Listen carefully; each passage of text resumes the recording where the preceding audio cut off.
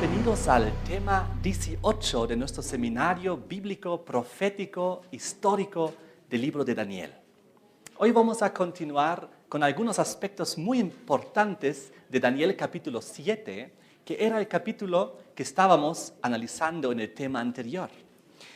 Sucede que quiero darles una pequeña introducción, un pequeño resumen también.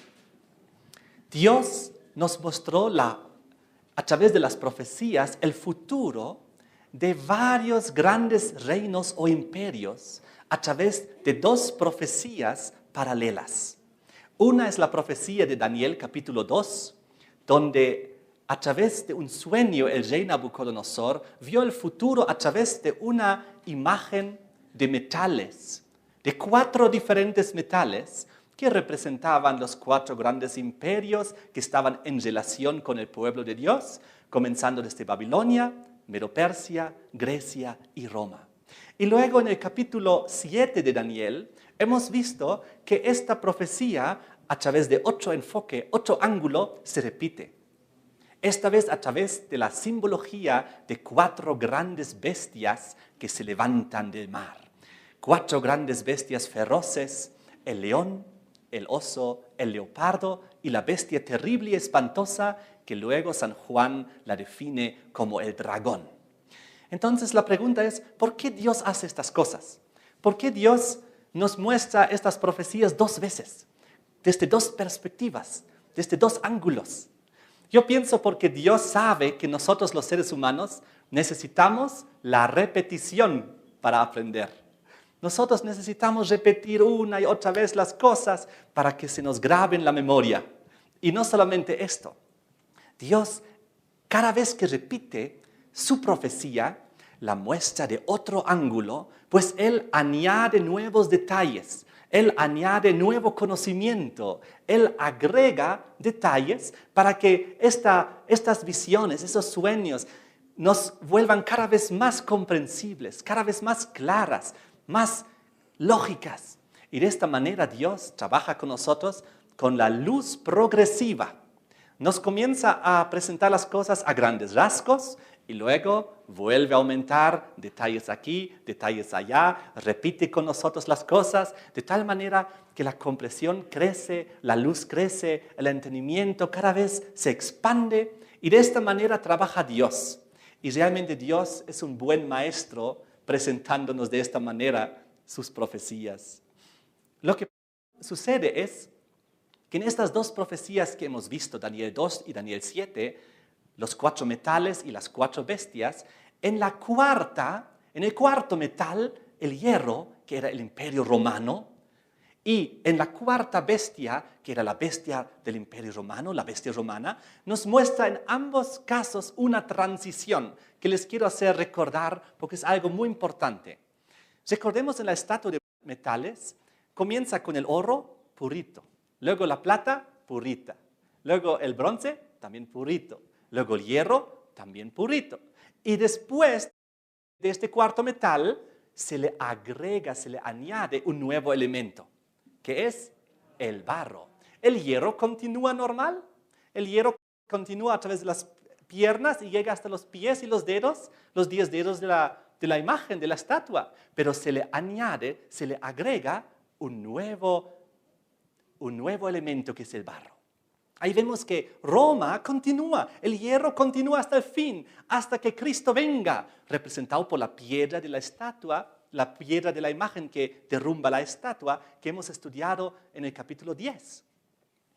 Y de la misma manera, en Daniel capítulo 7, cuando hablamos de la 4ª bestia, la terrible y espantosa, la bestia romana, que San Juan la describe como el dragón, ahí vemos también esa misma transición. Esa bestia es la última, la 4ª. No hay otra bestia después. Después de esta bestia viene el Señor Jesús, el juicio y el retorno de Cristo y el reino eterno de Dios, representado también por esa piedra que cayó a la estatua en el capítulo 2. Ahora, esta 4ª bestia también sufre un extraño cambio, pues le crecen 10 cuernos, dice Daniel 7. De la estatua, de la 4ª bestia, le crecen 10 cuernos. Fíjense aquí, en Daniel 7, quiero repasar este detalle. En el versículo 7 nos habla acerca de ella. Después de esto miraba yo en las visiones de la noche, he aquí la cuarta bestia espantosa y terrible en gran manera fuerte, que tenía dientes de hierro, haciendo la alusión a las piernas de hierro que tenía la imagen. Devoraba y desmenuzaba las obras, hollaba con sus pies. Era muy diferente de todas las veces que vi antes y tenía 10 cuernos. Aquí simplemente nos resume, esta cuarta bestia tiene 10 cuernos. Pero un poquito más allá, en el versículo 24, se nos describe que estos 10 cuernos le surgen después, en una segunda fase, después de cierto tiempo. Dice el versículo 24, los 10 cuernos significan que de aquel reino, el cuarto reino, la bestia terrible y espantosa, se levantarán 10 reyes. Ahí está. Aquí nos muestra la transición de que la bestia terrible y espantosa se le crecen en su segunda fase los 10 cuernos y entre los 10 cuernos un hito más, el cuerno pequeño, frente al cual 3 de los anteriores cuernos son derribados. De esta manera, aquí también se nos muestra el cuarto reino, Roma, sufre una extraña transición, pero continúa hasta el fin de la historia humana, donde es destrozada. Y lo mismo en Daniel 7, la cuarta bestia sufre una extraña transición, le crecen 10 cuernos y un cuernito pequeño más, que son parte misma de esta cuarta bestia, hasta que al fin viene el juicio y esta bestia romana es destrozada en el fuego, como nos dice Daniel 7, versículo 11. Esto quiero simplemente adelantarles para un poco mejorar la comprensión de que algo importante hay en la cuarta bestia, que ella es algo muy, muy diferente, algo espectacular, algo que ya existe desde milenios, podríamos decir, hasta el día de hoy y va a seguir continuando hasta que Cristo venga. Ahora, volvemos a Daniel capítulo 7 y recordemos que después de presentarnos a esta bestia, la cuarta, con los 10 cuernos y con el cuerno pequeño, en el versículo 8, nos mostraba que en el versículo 9 y 10 enfocaba la vista al cielo, pues de repente Daniel ve el juicio de Dios. El anciano de día se sienta, los libros se abren, el juez se sienta, millones y millones de ángeles alrededor. Él ve el gran juicio. Y recordemos que a continuación, después de ver el juicio, en el versículo 11 y 12, nuevamente su mirada había bajado a la tierra y se había visto la destrucción final de esta cuarta bestia después del juicio. Y es obvio, para que Dios pueda tomar la decisión de destruir un imperio, un reino, tiene que juzgarlo antes. Dios no puede arbitrariamente destruir un imperio y luego levantar el suyo propio, sino Dios es muy correcto, muy justo. Primero un análisis. Frente a los millones de ángeles en el cielo, los libros se abren, se investigan las cosas y una vez que la cosa está clara, definida, ahí Dios toma la decisión y esta bestia es destrozada. Y a continuación, Jesucristo recibe el reino. El reino eterno finalmente, después de tantos reinos terrenales, violentos, idólatras, crueles, abusivos, después de muchos reinos que la Biblia inclusive presenta como bestias salvajes, el león, el oso, el leopardo, la bestia terrible espantosa, después de representar la historia humana a través de una imagen idólatra de diferentes metales, porque todos esos imperios y reinos, Babilonia, Grecia, Medo-Persia, Roma, todos eran reinos totalmente idólatras. Tenían muchas divinidades, dioses menores, dioses mayores, tenían imágenes, tenían estatuas, inclusive veneraban y a veces adoraban a sus propios líderes como si fuesen dioses, adoraban el sol también. Y en todo ese contexto nos muestra, por fin, después de los reinos terrenales, viene el reino eterno de Dios. Representado en Daniel 2, versículo 44, de la siguiente manera. Cuando está hablando de la última fase de la historia humana, los dedos de los pies de la imagen de la estatua de metales. En los días de estos reyes, el Dios del cielo levantará un reino que no será jamás destruido, ni será el reino dejado a otro pueblo. Desmenuzará y consumirá todos estos reinos, pero Él permanecerá para siempre. El reino eterno de Dios por fin en un cercano futuro. Ahora, en Daniel capítulo 7, después de ver el juicio y la sentencia sobre el cuarto reino romano, viene el versículo 13. Vamos a leer juntos el versículo 13 y 14. Porque aquí Jesús, por fin, el Señor recibe el reino. Le toca por fin reinar al Señor después de que los humanos tanto han fallado. Miraba yo en la visión de noche, dice, nuevamente su mirada es elevada al cielo. He aquí, con las nubes del cielo venía uno, como un hijo de hombre. ¿Y a dónde vino? ¿A la tierra? A ver, ¿qué dice aquí? Que vino hasta el anciano de días y le hicieron acercarse delante de él. Oh, ¿a dónde llega Jesús aquí en esta visión de Daniel? ¿A la tierra? No, Él llega a la presencia de su Padre, a la presencia de Dios, al anciano de días, que acabamos de haber visto 2 versículos antes, que se había sentado, los libros fueron abiertos, millones de ángeles alrededor. Jesús se presenta aquí ante su Padre y dice el versículo 14, ¿qué es lo que recibe? Le fue dado dominio, gloria y reino, para que todos los pueblos, naciones y lenguas les sirvieran. Su dominio es dominio eterno, que nunca pasará. Su reino, uno que no será destruido. Y aquí hace alusión nuevamente a Daniel 2:44, cuando hablaba de la piedra que caía a los pies de la estatua de los metales y lo desmenuzó todo, porque finalmente llega el reino eterno de Dios. Y vamos a leer un pasaje muy interesante, pues antes que Cristo venga aquí a la tierra, como estamos viendo, recibe allá en el cielo de su Padre y presencia de los millones de ángeles el reino. Pues en el juicio se ha decretado los reinos terrenales, ahí nomás, llegarán a su fin, serán destruidos. Ahora el Señor Jesús recibirá el reino eterno. Y ahora esto, algo parecido, muy interesante, en Lucas 19 vamos a leer.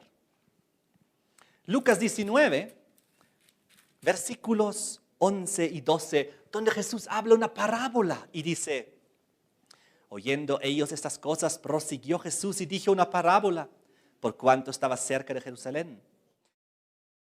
Ellos pensaban que el reino de Dios se manifestaría inmediatamente. ¿Qué pensaban la gente de su época? Que el reino de Dios se manifestaría inmediatamente. Pero Jesús sabía, conocía que faltaba todavía un buen tiempo en el futuro. Y dice Jesús en el versículo 12, dijo pues, un hombre, y hace alusión a sí mismo, un hombre noble, se fue a un país lejano para recibir un reino y volver. ¿Qué les parece? Jesús fue a un reino lejano. Simbólicamente lo que Jesús quería decir es, yo voy a ir al cielo. Ahí voy a recibir mi reino y entonces voy a volver, ya con mi reino establecido, para poner fin al reino que acabamos de juzgar en el cielo, en el juicio, para determinar este castigo sobre esta cuarta bestia, sobre este cuarto metal, el último, después del cual se establece el reino eterno de Dios. Ahora, eso es muy bonito. Volvemos al libro de Daniel. Aquí en el versículo 13 había dicho acerca de Jesús, miraba yo en la visión de noche, y aquí con las nubes del cielo venía uno como un hijo de hombre. Sabemos que es Jesucristo, pero quiero de todas maneras decirles que es el mismo Señor Jesucristo, más de 40 veces en la Biblia, en el Nuevo Testamento, se lo aplica a sí mismo. Es decir, Jesús más de 40 veces en el Nuevo Testamento dice que Él es el Hijo del Hombre. Vamos a ver solamente unos 3, 4 ejemplos. Vengan rápido conmigo a Mateos capítulo 17.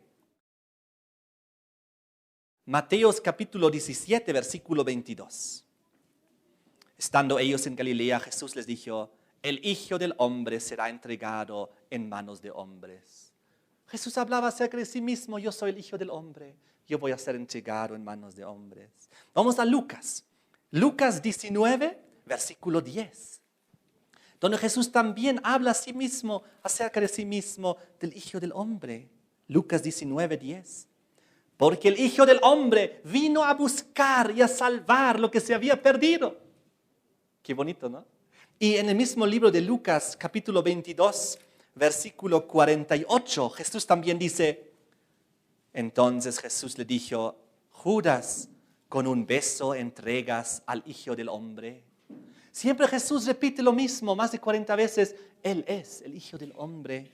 Mateo 26, un último ejemplo para aclarar esto. Mateo 26, versículo 64. Jesús le dijo, tú lo has dicho, y además os digo que desde ahora veréis al Hijo del Hombre sentado a la diestra del poder de Dios y viniendo en las nubes del cielo. Así que Jesús, como acabamos de ver en Daniel 7, 14, primero viene en las nubes del cielo y se presenta ante su Padre en el gran juicio donde Él recibe el reino de Dios, el reino eterno. Y entonces, después, viene con las nubes del cielo ya al planeta Tierra para recoger a sus hijos para su reino. Y por si acaso, algo acerca de esto habla San Juan en Apocalipsis capítulo 5. Cuando San Juan en Apocalipsis 5, versículo 11, habla del momento preciso cuando Jesús recibe el reino. Y fíjense aquí, y miré, oí la voz de muchos ángeles alrededor del trono y de los seres vivientes y de los ancianos, y su número era millones de millones. Parecido a la visión que tuvo Daniel en el capítulo 7, versículos 9 y 10, cuando vio al anciano de días sentarse, millones y millones de ángeles alrededor de él. El juicio comienza, los libros se abren, y aquí dice el versículo 12, que decían a gran voz, el Cordero que fue inmolado. Fíjense, Jesús que fue crucificado, que resucitó, que se fue al cielo. El Cordero que fue inmolado es digno de tomar el poder, las riquezas, la sabiduría, la honra, la fortaleza, la gloria y la alabanza. El momento allá en el cielo glorioso donde Jesucristo recibe el reino eterno. En otras palabras, el momento que Jesús recibe el reino en sus manos, los reinos terrenales, su reino les es arrebatado, ha sido juzgado, porque los reinos terrenales fueron de mal en peor. ¿Cómo comenzaron las cuatro bestias que vio Daniel, las 4 bestias salvajes? El primero era un león, el segundo un oso, el tercero un leopardo y el cuarto era terrible y espantoso. El último es el peor de todos. San Juan lo dice que es el dragón, y el dragón en la Biblia es el símbolo del diablo mismo.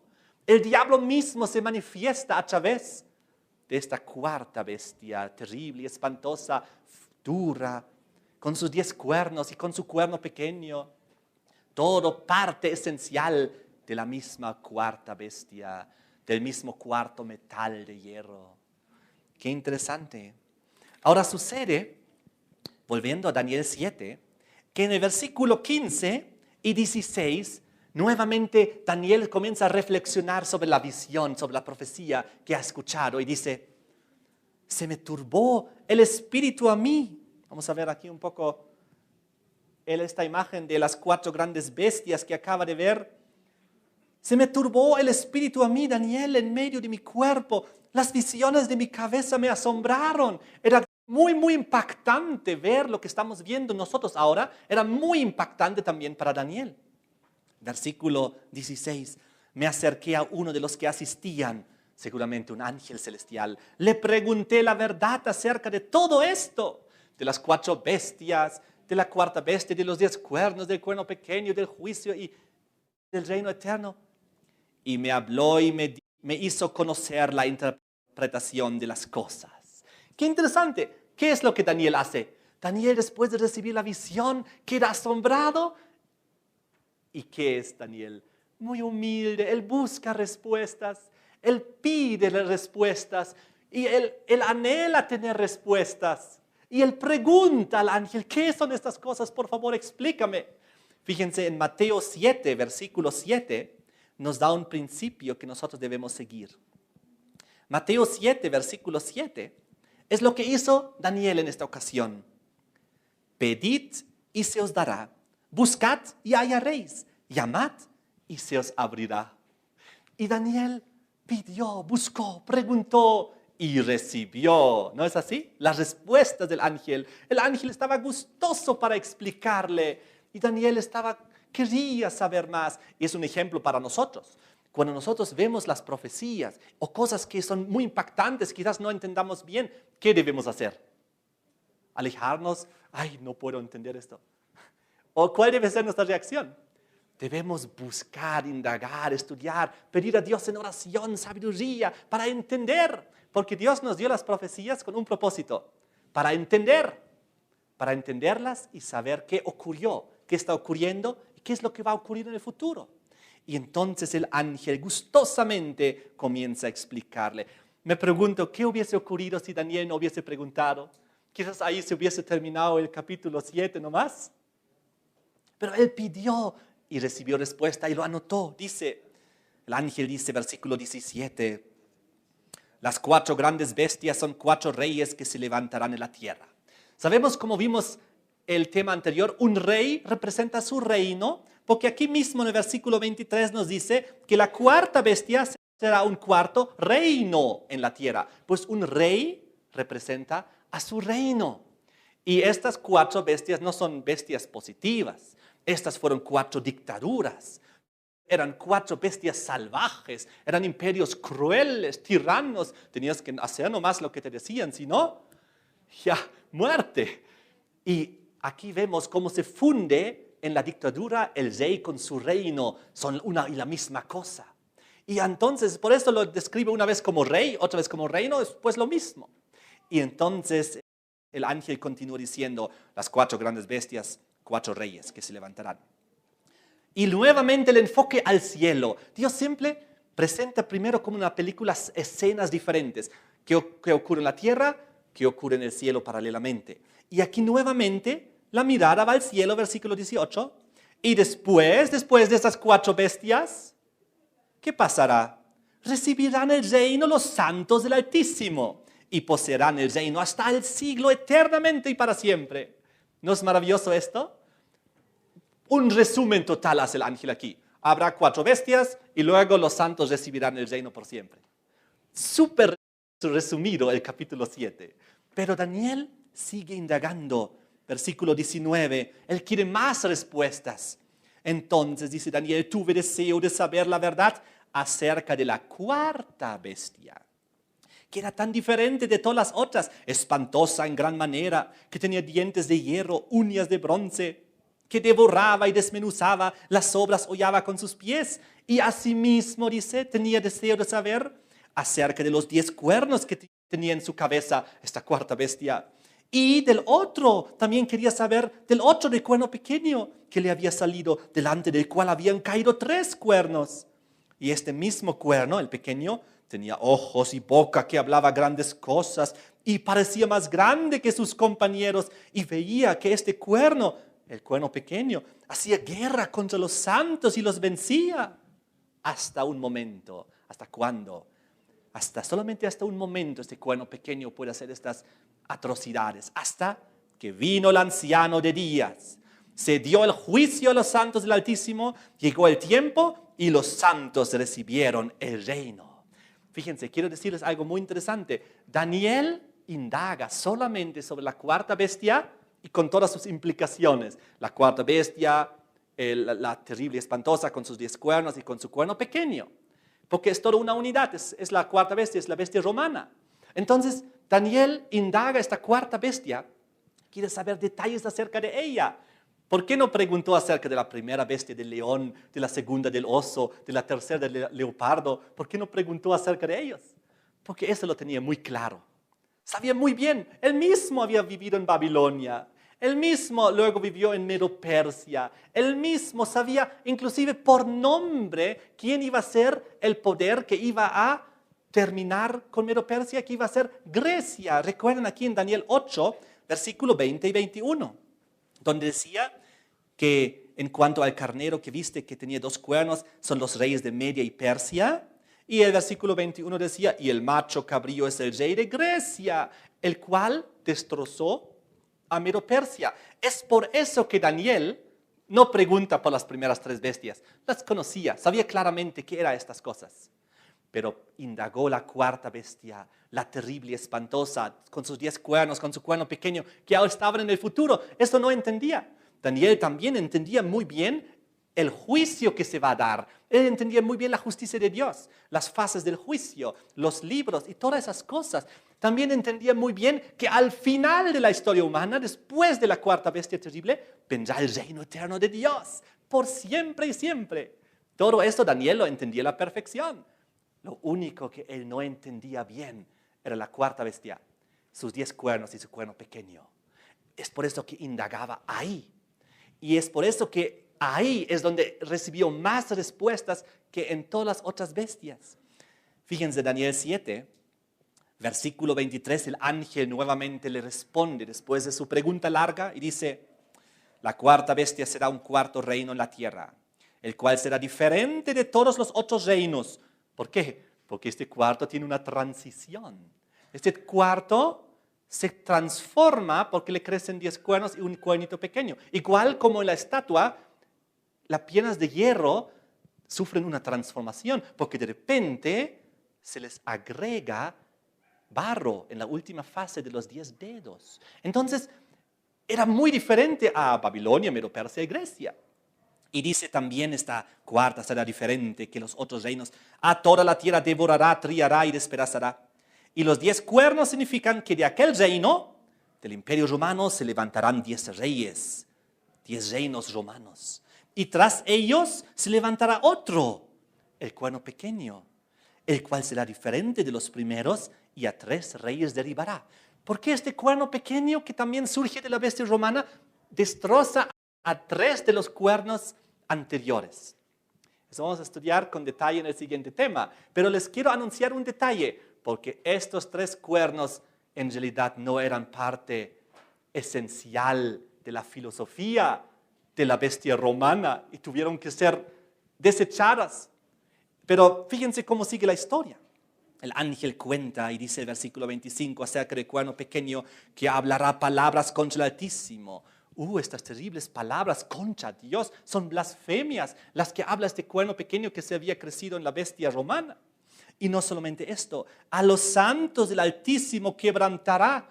Qué terrible. Aquí nos avisa que este cuarto imperio realmente será terrible, porque a los santos de Dios, a sus hijos de Dios, va a quebrantar y perseguir. Y no solamente esto, dice también que pensará en cambiar los tiempos y la ley.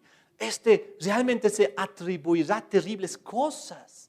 No solamente destrozar naciones enteras, las otras tribus bárbaras que ha derrocado. No solamente hablar palabras terribles contra Dios, blasfemias. No solamente perseguir a los santos del Altísimo, sino también cambiar los tiempos y la ley de Dios. Y ahora hay un detalle interesante, pues acerca de este cuerno pequeño, que es la última fase de esta bestia romana. Dice que tendrá un tiempo profético establecido, serán entregados en su mano hasta tiempo y tiempos y medio tiempo. Esta bestia, ese cuerno pequeño, tendrá un tiempo definido, establecido.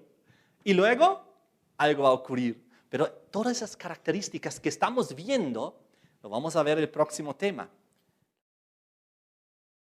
Pero ahora, ¿qué pasa? Una vez después de presentar a Daniel, el ángel, estas características acerca del cuarto reino, con sus 10 cuernos y con su tremendo cuerno pequeño, nuevamente, y así termina la visión, le fija la mirada en el cielo, en las cosas positivas, en el final feliz. Ustedes saben, muchas veces ponemos una película y la película es tremenda y problemas y todo, y al final algo parecido ocurre aquí. Después de ver las escenas, al final, versículo 26, pero se sentará el juez y le quitarán su dominio a la bestia con sus 10 cuernos y con su cuerno pequeño, para que sea destruido y arruinado hasta el fin. Nuevamente nos muestra primero juicio y luego destrucción de esta bestia, de esta última cuarta bestia, y entonces a continuación, ¿qué ocurre? Versículo 27. Y que el reino y el dominio de la majestad de los reinos debajo de todo el cielo sea dado al pueblo de los santos del Altísimo, cuyo reino es reino eterno, y todos los dominios le servirán y obedecerán. ¡Qué bonito! Acabamos de leer en unos pasajes anteriores que esta terrible cuarta bestia a través del cuerno pequeño perseguirá a los santos de Dios, los quebrantará. Pero luego se dará juicio sobre este cuarto reino. Y entonces el reino eterno de Dios comienza. ¿Y qué pasa con los santos? Ahora los santos que antes fueron perseguidos, destrozados, martirizados, asesinados, ellos resucitan en la segunda venida de Cristo, en el retorno del Señor, cuando el Señor Jesús vuelva en las nubes de los cielos. Y entonces ellos, que en este mundo, bajo las terribles bestias salvajes, idólatras, tuvieron que vivir y ser perseguidos y no ser comprendidos, finalmente ellos reciben el reino eterno por siempre y siempre. Amén. Yo quiero estar ahí. ¿Ustedes quieren estar ahí también? Hay dos opciones para el ser humano. Uno es ser uno de los santos del Altísimo y un día vivir en el reino eterno de Dios por siempre. Y otra opción es no ser uno de los santos del Altísimo, ser parte de uno de estos imperios idólatras o crueles y vivir la vida en este mundo terrenalmente y finalmente perdernos y no recibir el reino eterno de Dios. Solo hay esas dos opciones para nosotros, seres humanos. Pero yo creo que nosotros deseamos ser parte del reino eterno de Dios.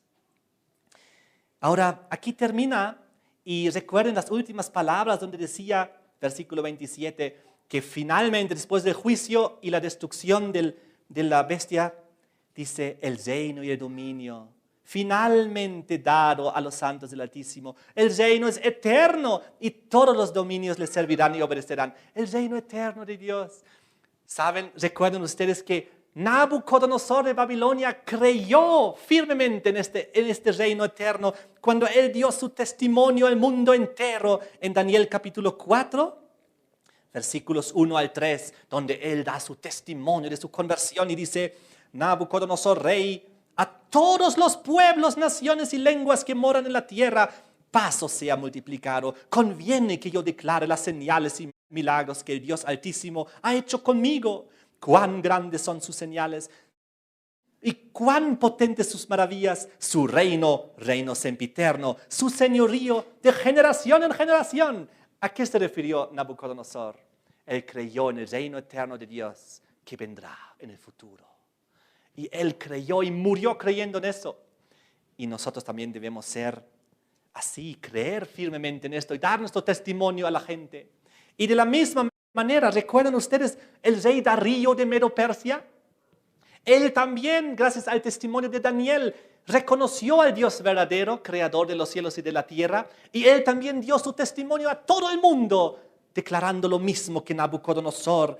Daniel capítulo 6, versículo 25 y 26. Entonces el rey Darío escribió a todos los pueblos, naciones y lenguas que habitan en toda la tierra, paz os sea multiplicado, de parte mía es puesta esta ordenanza, que en todo el dominio de mi reino, que era Medo-Persia, todos teman y tiemblen ante la presencia del Dios de Daniel, porque Él es el Dios viviente y permanece por todos los siglos. Su reino no será jamás destruido y su dominio perdurará hasta el fin.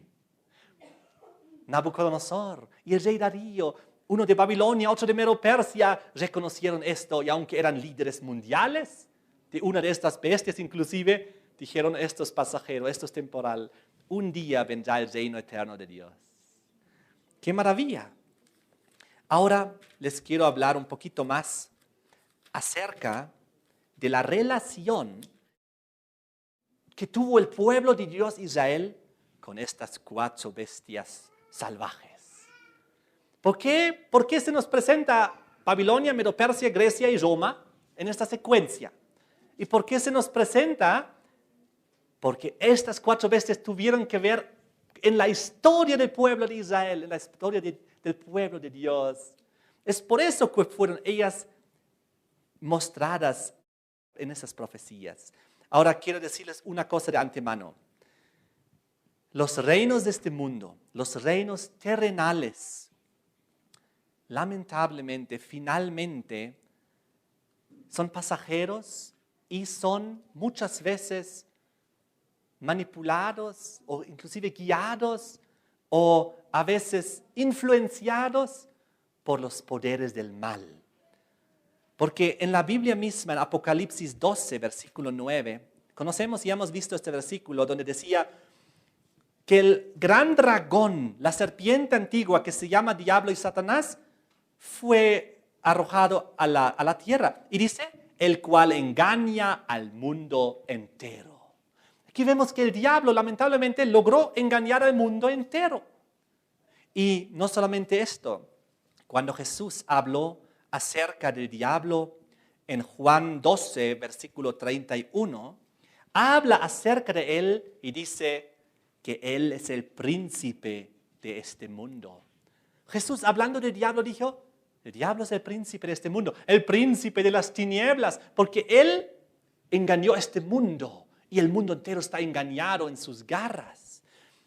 Una frase más fuerte inclusive encontramos en 2 de Corintios 4:4, donde San Pablo nos dice que el diablo no es solamente el príncipe de este mundo, sino también el Dios de este mundo. Dios en minúsculas.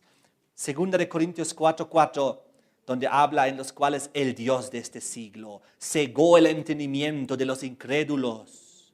Qué tremendo el Dios de este siglo, el Dios de este mundo. El diablo. Tremenda situación. Y cuando el diablo tentó a Jesucristo en el desierto, Mateo 4, versículo 8, ya hemos estudiado todo esto, pero es importante en este contexto repetirlo. Mateo 4, 8, ¿qué es lo que el diablo le ofreció a Jesucristo en el monte? Dice, otra vez le llevó el diablo a un monte muy alto, le mostró todos los reinos del mundo y la gloria de ellos. Y le dijo a Jesús, todo esto te daré. Si te postras ante mí y me adoras. ¿Qué es lo que el diablo dijo aquí? Los reinos de este mundo y su gloria son míos. Pero yo te los puedo dar, dijo Jesús, si tú me adoras. Ajá, entonces los reinos de este mundo, ¿de quién son? Del príncipe de las tinieblas. Del diablo finalmente, que él engañó al mundo entero. Es por eso que los 4 imperios, Babilonia, Medo-Persia, Grecia y Roma, en la estatua de metales, son representados como imperios idólatras. Y Dios los presenta en Daniel 7 a través de las 4 bestias salvajes, porque son bestias crueles, que devoran otras bestias, es decir, las atacan, las conquistan, son bélicas, son violentas. Claro, aquí se muestra el espíritu del diablo en estos imperios. Ahora, estos 4 reinos, Babilonia, Medo-Persia, Grecia y Roma, los 4 conquistaron ¿a quién? A los hebreos, a Israel, una nación pequeñita ahí, con poca defensa. Y uno tras otro, primero los babilónicos los invadieron, luego los medo-persas los hicieron su provincia, luego los griegos los hicieron su provincia, luego los romanos les hicieron su provincia. Realmente Israel parece como una pelota de juego entre las potencias mundiales. Y siempre tiene que, de alguna manera, vivir con la nueva circunstancia. Durante décadas, estamos bajo el yugo de Babilonia. Durante muchas otras décadas, debajo del yugo medo-persa. Después, muchas décadas debajo del yugo griego. Luego, muchas décadas debajo del yugo romano. Nunca libres, siempre de alguna manera ocupados. Qué tremenda historia. Vamos a ver cuál era la relación que realmente tuvo con estas 4 bestias. Vamos a ir rápido. ¿Qué era la relación que tuvo Israel con la primera bestia, con el león, con la cabeza de oro? Recordamos que Babilonia vino y conquistó a Israel, destruyó la ciudad. ¿Y qué es lo que destruyó también? El templo. ¿El maravilloso templo de quién? De Salomón. Ese maravilloso templo de Salomón destruido. ¿Qué pasó con los hebreos? Cautivos a Babilonia durante 70 años. Pero les pregunto, ¿toditos los israelitas fueron llevados cautivos a Babilonia o se quedaron algunos atrás?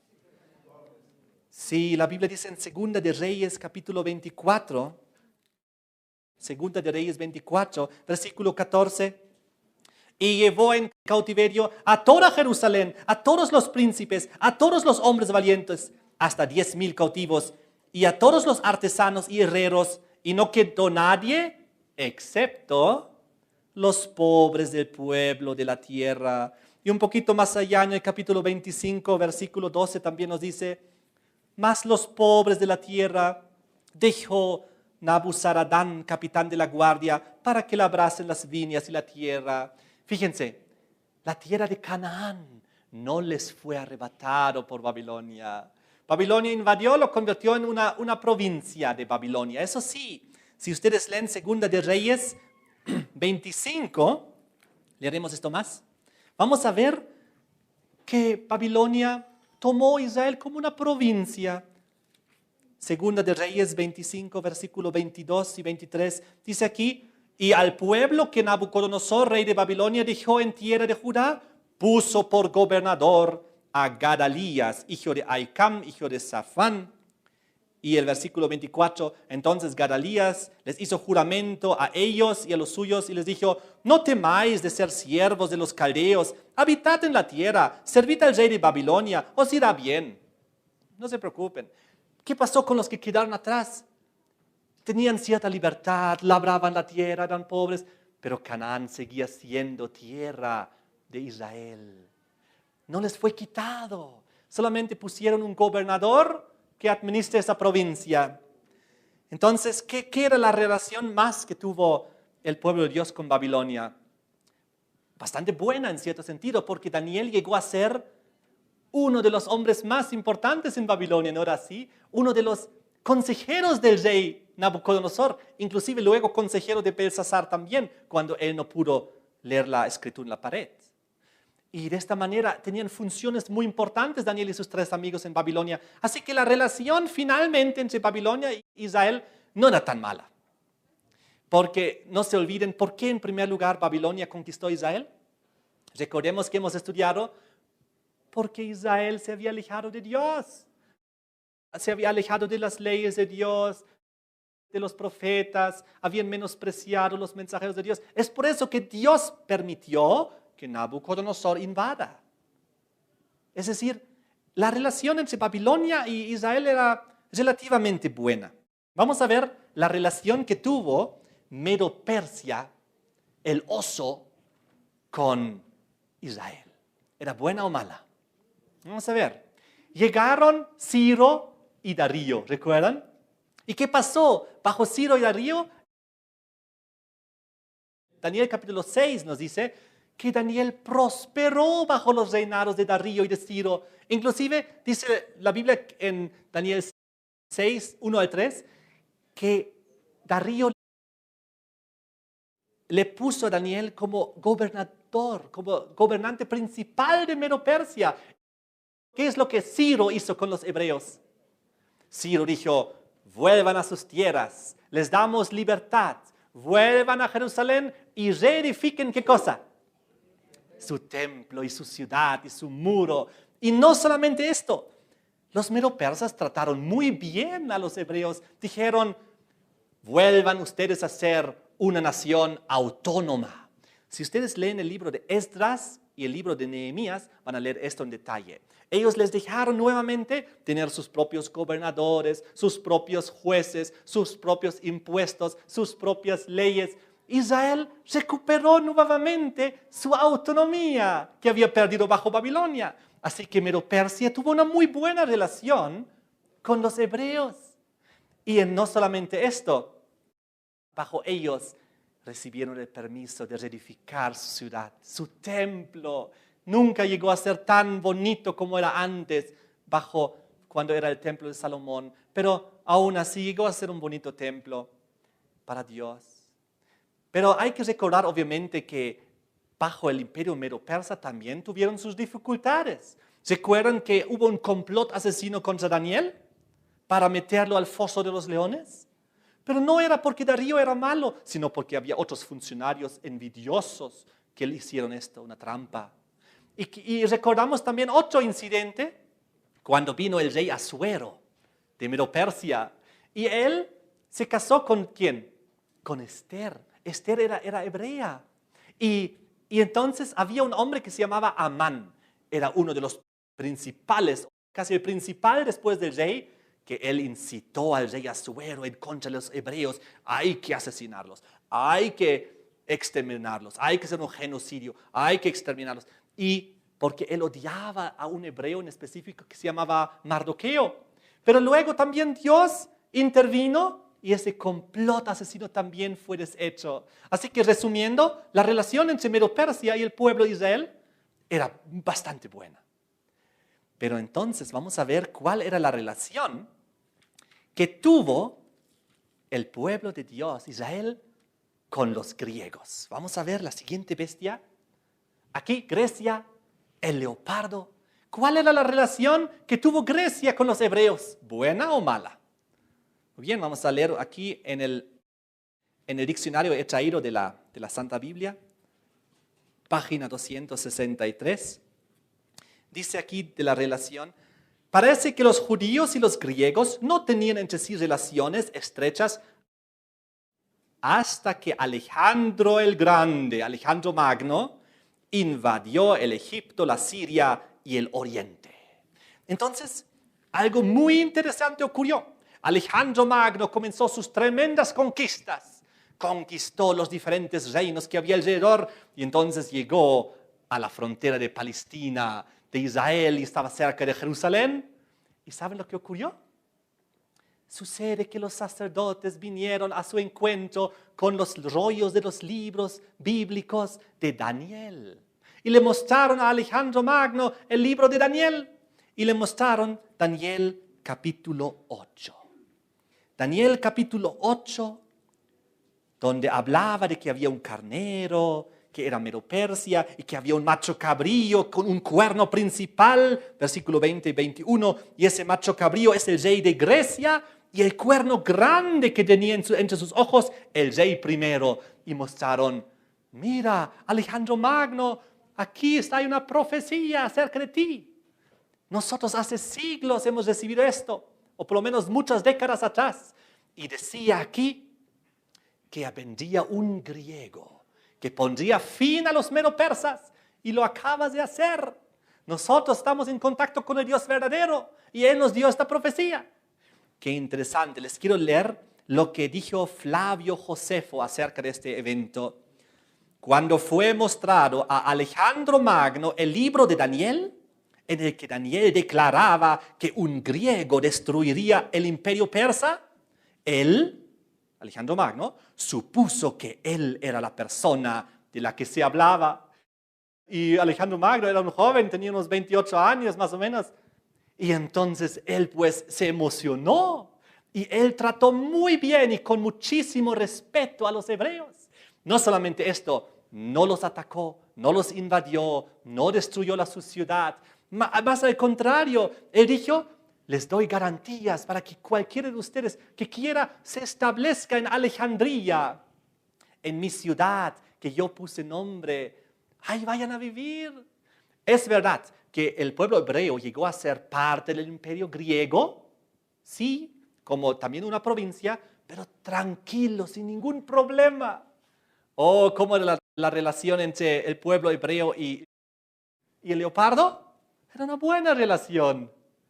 Les pregunto, ¿cuál habrá sido la relación con la bestia terrible y espantosa? Ahora vamos a ver, pero antes de esto les quiero aumentar una cosa. Es muy probable que los israelitas, los sacerdotes, cuando le mostraron a Alejandro Magno las profecías acerca de él mismo, quizás hayan intentado convertirlo y mostrarles más cosas. Porque el siguiente que es mencionado como persona es el Mesías, que también iba a venir. Dijeron: mira, estoy adelantando un poco temas futuros. Mira, aquí en Daniel 8 nos dice que tú vendrás, Alejandro Magno. Y un poquito más tarde, versículo 25, nos decía que el príncipe de los príncipes vendrá, nuestro Mesías.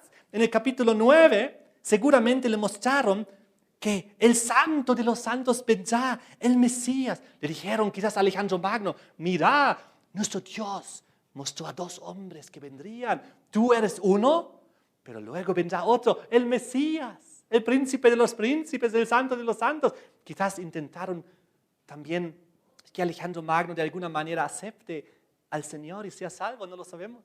Pero una cosa es cierta, yo no creo que Alejandro Magno haya quedado con ese conocimiento nomás, en el sentido de que, yo soy el griego que voy a venir, qué bien, voy a seguir mi camino. Estoy seguro que él indagó, ¿y qué más dice la profecía? ¿Qué otras cosas dice? Y seguramente le explicaron más cosas. Y si le explicaron de que vendrá el Mesías, también seguramente les habrán dicho en Daniel 9, 25 y 26, pero lamentablemente nuestro Mesías será muerto. Y después de su muerte, lamentablemente, también este santuario que ves aquí, nuestro templo, será nuevamente destruido. Qué tristeza quizás haber anunciado estas cosas. De todas maneras, ahora vamos a ir a la relación que tuvo Israel con la bestia terrible, espantosa, el dragón. A ver, vamos a ver si era una relación buena o una relación mala. Página 302 en este libro del Diccionario de la Santa Biblia. En el texto por escrito va a estar la cita con más detalle. Y dice aquí, 302.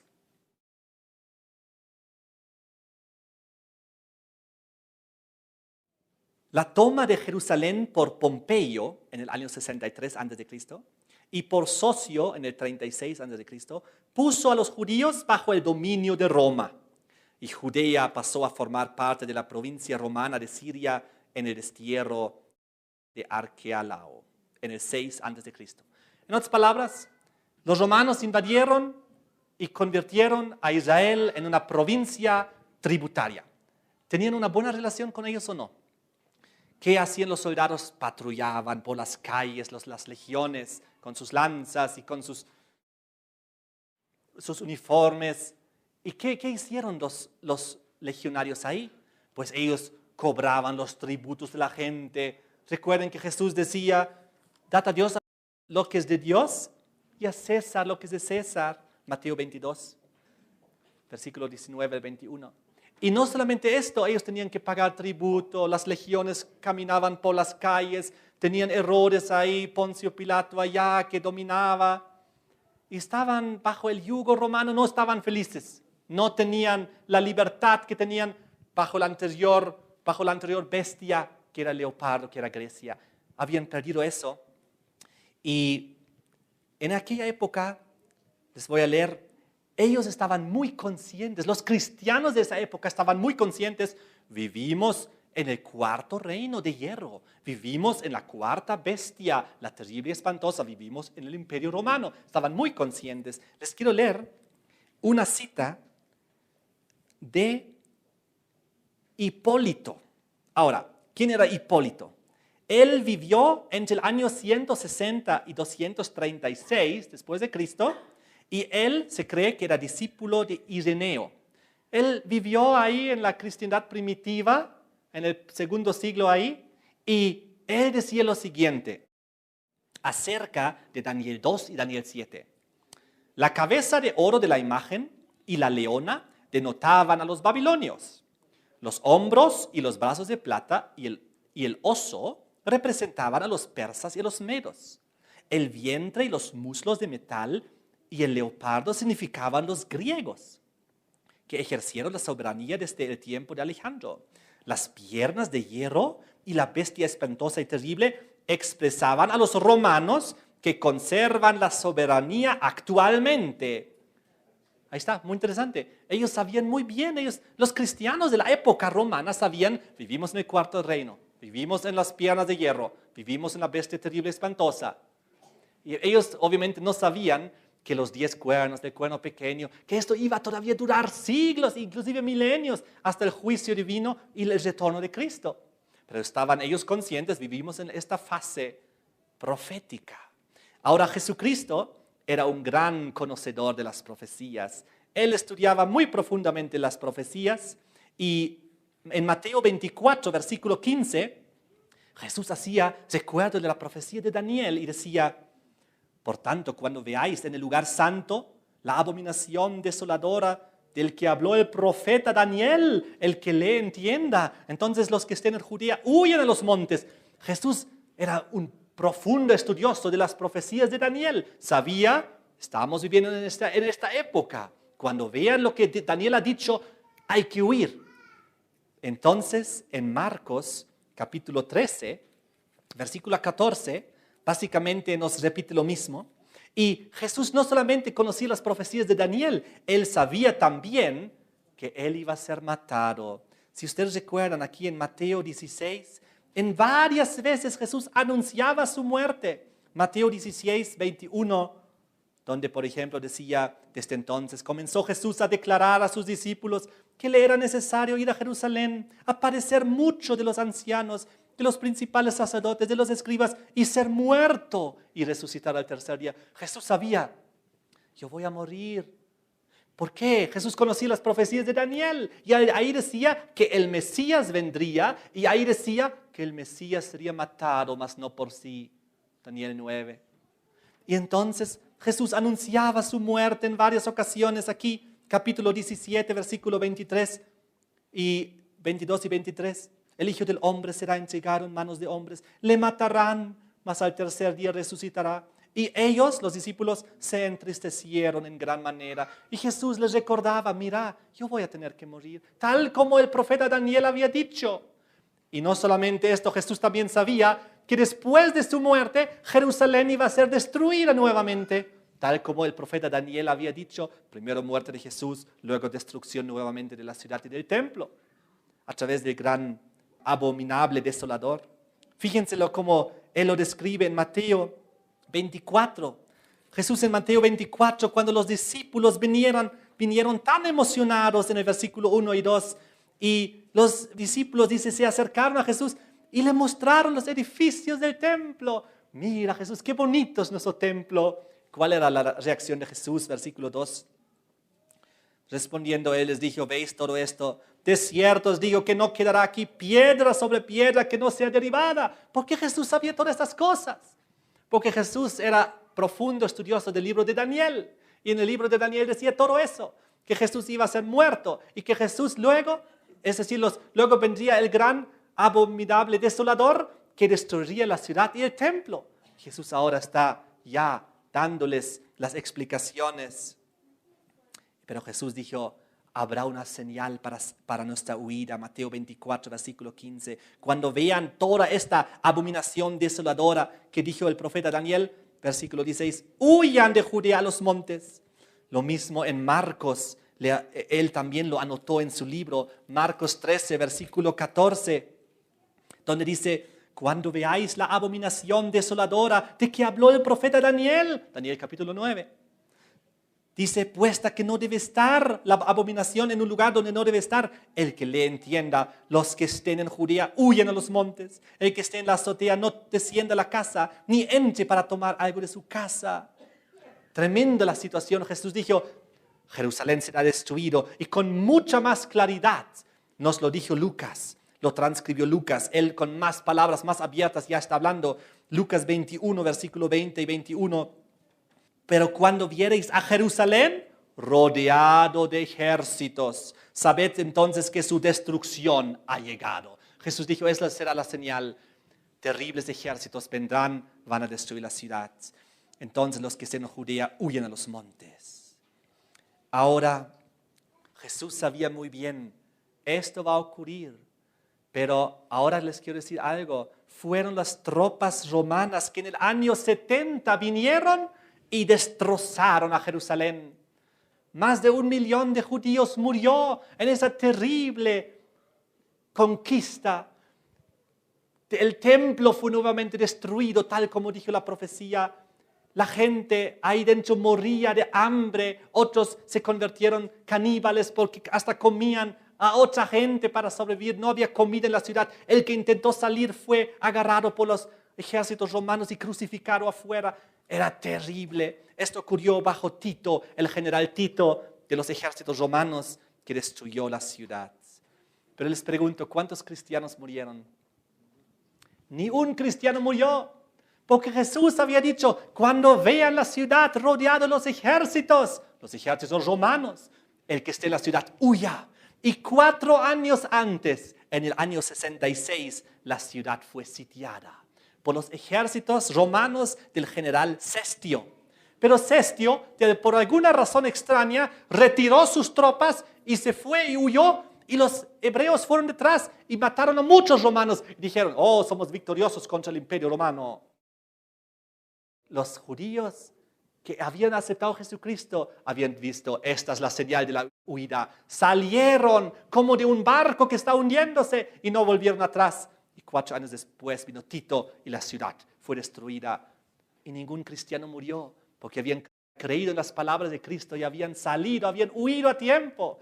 Y tú y yo, nosotros hoy en día, si sabemos las señales del fin y hacemos caso, también nosotros podemos huir y también sobrevivir de las cosas que sobrevendrán a la tierra. Quiero terminar con un detallito aquí, ya que estamos en Lucas. Vengan al versículo en capítulo 19, versículo 43 y 44, cuando Jesús una vez más habla de la destrucción de Jerusalén. Y ahora quiero que presten mucha atención. Lucas 19, 43. Porque vendrán días sobre ti, está hablando de Jerusalén, cuando tus enemigos te rodearán con vallado, te sitiarán y por todas partes te estrecharán, te derribarán a tierra, a tus hijos dentro de ti, no dejarán en ti piedra sobre piedra. Tremendo. Pero ¿por qué les he mencionado esto? Porque en este versículo Jesús dice que Roma es el enemigo. Aquí dice, porque vendrán sobre ti días cuando tus enemigos te rodearán con vallado. Jesús no dijo acerca de los babilónicos que son sus enemigos, ni acerca de los medopersas que son sus enemigos, ni acerca de los griegos que son sus enemigos. Jesús solo una vez en la Biblia dice que tenemos un enemigo, hablando del cuarto reino, de Roma. Este es el enemigo del cristiano, del creyente. Es por eso que también el cuarto reino es nombrado el dragón, según San Juan, tal como hemos estudiado en el tema anterior. Porque en ese imperio se manifestó el diablo, el enemigo de Dios, para perseguir a Cristo, para perseguir a sus discípulos, a sus apóstoles. Durante 3 siglos persiguieron a los cristianos, los cesares, los emperadores romanos, uno tras otro. Quiero terminar, ya se nos acaba el tiempo de hoy. No solamente Herodes y Poncio Pilato fueron tras Jesucristo desde el mismo nacimiento de Jesús para destruirlo. Y finalmente Herodes y Pilato lograron poner a Cristo en la cruz. No solamente esto, sino luego la persecución fue contra los creyentes cristianos. Y dice, la persecución duró siglos. Varios terribles cesares romanos, uno tras otro persiguió a los cristianos. Nerón, Domiciano, Trajano, Marco Aurelio, Séptimo Severo, Maximiano, Decio, Valerio, Aureliano y Diocleciano, todos ellos incitando las masas a perseguir a los cristianos. Realmente la bestia terrible y espantosa, el dragón, estaba tras los hijos de Dios, tras los santos, para destrozarlos. Roma, el dragón, realmente era terrible, no nos podemos ni imaginar. Era un imperio idólatra, violento, cruel. ¿Qué hacían los romanos? Esclavizaban a la gente. Pusieron espectáculos para que la gente se divierta en los estadios, en los coliseos, en los anfitriones. ¿Y qué hicieron ahí? Hicieron pelear a los gladiadores hasta la muerte. Y ahí estaba la gente riéndose, alegrándose, subiendo y bajando su dedo. ¡Qué tremendo era ese imperio diabólico y cruel! Roma, la cuarta bestia, hasta el fin durará a través de una transformación que vamos a ver ya pronto en el siguiente tema. Era un espectáculo para los romanos ver a los creyentes, los cristianos, allá en las arenas, ser devorado por los leones, ser quemado en el fuego. Eso era Roma. ¿Roma era amigo de los hebreos, del pueblo israelita? Terrible. Era enemigo. Inclusive Jesucristo dijo, enemigo, tus enemigos te rodearán. Queridos amigos, hasta aquí llegamos con el tema de hoy. El próximo tema vamos a continuar analizando estas profecías y vamos a ver muchas cosas más. Pero recordemos siempre de que después de esta última cuarta bestia, después de este último cuarto metal de hierro, vendrá el juicio y el reino eterno de Dios, donde nosotros iremos a morar si hacemos su voluntad.